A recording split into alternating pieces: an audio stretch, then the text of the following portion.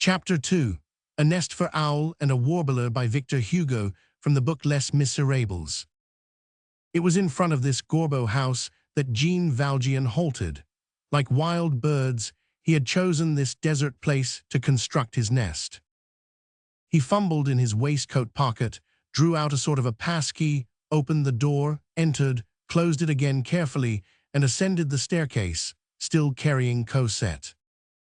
At the top of the stairs, he drew from his pocket another key, with which he opened another door. The chamber which he entered, and which he closed again instantly, was a kind of moderately spacious attic, furnished with a mattress laid on the floor, a table and several chairs. A stove in which a fire was burning, and whose embers were visible, stood in one corner. A lantern on the boulevard cast a vague light into this poor room. At the extreme end, there was a dressing room with a folding bed. Jean Valjean carried the child to this bed and laid her down there without waking her. He struck a match and lighted a candle.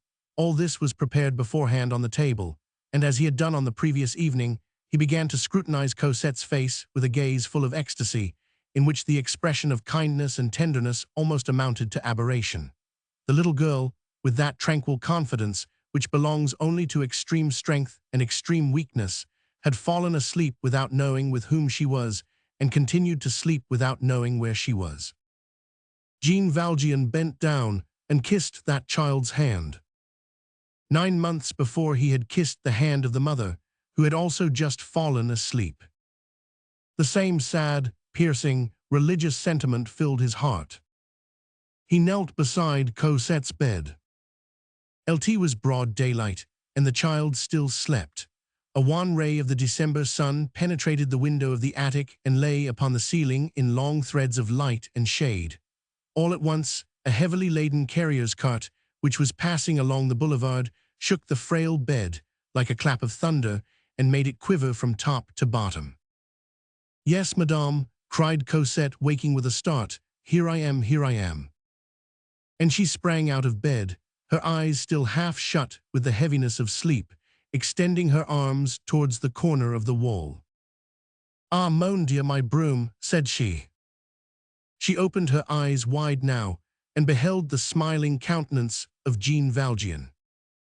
"Ah, so it is true," said the child. "Good morning, monsieur." Children accept joy and happiness instantly and familiarly, being themselves by nature joy and happiness. Cosette caught sight of Catherine at the foot of her bed and took possession of her, and as she played, she put 100 questions to Jean Valjean. Where was she? Was Paris very large? Was Madame Thénardier very far away? Was she to go back? Etc., etc. All at once she exclaimed, "How pretty it is here!" It was a frightful hole, but she felt free. "Must I sweep?" she resumed at last. "Play," said Jean Valjean. The day passed thus. Cosette, without troubling herself to understand anything, was inexpressibly happy with that doll and that kind man.